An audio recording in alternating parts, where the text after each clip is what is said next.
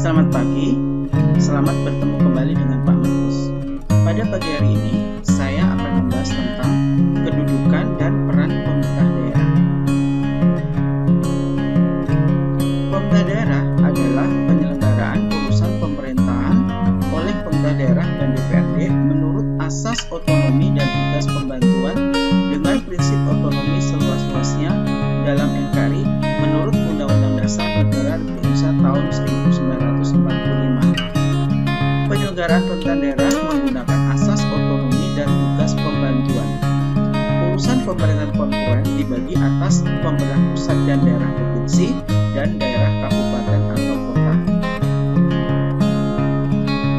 Kembali Bapak ingatkan, materi ini sudah pernah Bapak bahas di pertemuan sebelumnya. Peran pemerintah pusat dibagi menjadi tiga, yaitu urusan pemerintahan absolut, urusan pemerintahan kongruen, dan urusan pemerintahan umum. Urusan pemerintahan absolut meliputi politik luar negeri, pertahanan dan keamanan, moneter dan fiskal, kemudian justisi, dan agama. Urusan pemerintahan kongruen yaitu adalah urusan pemerintahan yang dibagi antara pemerintah pusat, daerah provinsi, dan daerah kabupaten atau kota. Urusan pemerintahan umum meliputi urusan pemerintahan umum yang menjadi kewenangan presiden sebagai kepala pemerintahan. Menurut Undang-Undang Nomor 23 Tahun 2014 tentang pemerintah daerah, urusan pemerintahan kongruen yang menjadi kewenangan daerah terdiri atas urusan pemerintahan wajib dan urusan pemerintahan pilihan. Urusan wajib berkenaan dengan pelayanan dasar dan tidak terkait dengan pelayanan dasar. Berikut ini adalah urusan wajib yang berkaitan dengan pelayanan dasar. Pertama, pendidikan, kesehatan, pekerjaan umum dan penataan ruang, perumahan rakyat dan kawasan pemukiman, ketentraman, ketertiban umum dan perlindungan masyarakat, serta sosial. Kemudian, urusan pemerintah daerah yang tidak berkaitan dengan pelayanan dasar meliputi tenaga kerja, pemberdayaan perempuan dan perlindungan anak, pangan, pertanahan, lingkungan hidup, administrasi kependudukan dan pencatatan sipil, pemberdayaan masyarakat dan desa, pengendalian penduduk dan keluarga berencana, perhubungan, komunikasi dan informatika. Selanjutnya ada koperasi usaha kecil dan menengah, penanaman modal, kepemudaan dan olahraga, statistik, persandian, kebudayaan, perpustakaan, dan kearsipan. Urusan pemerintahan daerah yang menjadi pilihan meliputi bidang kelautan dan perikanan, pariwisata, pertanian, kehutanan, energi dan sumber daya mineral, perdagangan, perindustrian, transmigrasi.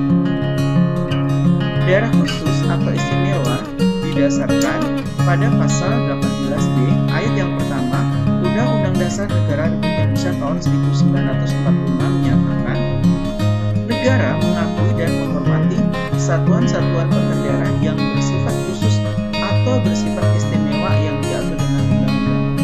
Undang-undang yang dimaksud adalah Undang-Undang Nomor 23 Tahun 2014 tentang pemerintahan daerah.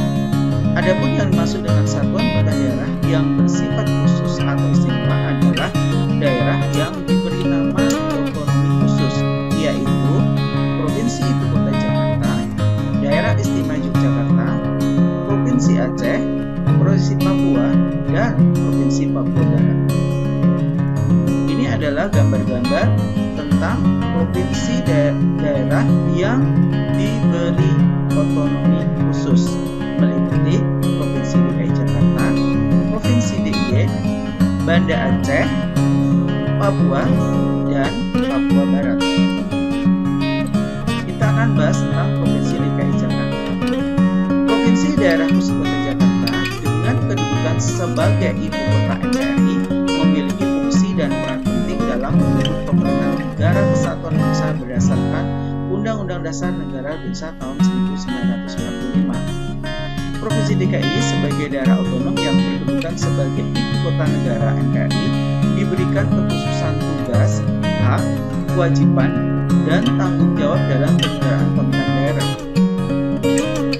Di dalam Undang-Undang Nomor 29 Tahun 2007, Provinsi DKI Jakarta mengatur, pertama, Provinsi DKI Jakarta berkedudukan sebagai ibu kota NKRI. Provinsi DKI Jakarta berfungsi sebagai ibu kota NKRI dan sekaligus sebagai daerah otonom pada tingkat provinsi. Provinsi DKI berperan sebagai ibu kota negara kesatuan bangsa yang memiliki kekhususan tugas, hak, kewajiban, dan tanggung jawab tertentu dalam penyelenggaraan pemerintahan dan sebagai tempat perwakilan negara asing serta perwakilan lembaga internasional.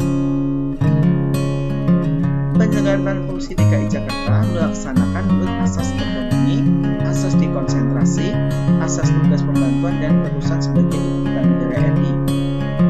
Kemudian, wali kota atau bupati diangkat oleh gubernur atas pertimbangan DPRD Provinsi DKI Jakarta dan pegawai negeri sipil yang memenuhi persyaratan. Anggota DPRD Provinsi Jakarta berjumlah paling banyak 125% dari jumlah maksimal untuk kategori jumlah DKI sebagaimana diatur oleh undang-undang. Gubernur dapat menghadiri sidang kabinet yang menyangkut kepentingan ibu kota negara kesatuan Republik Indonesia. Dana dalam rangka pelaksanaan kekhususan Provinsi DKI Jakarta sebagai ibu kota negara ditetapkan bersama antara pemerintah dan DPR dalam APBN berdasarkan usulan pemerintah Provinsi DKI Jakarta. Nah, ini nanti materi tentang peran daerah.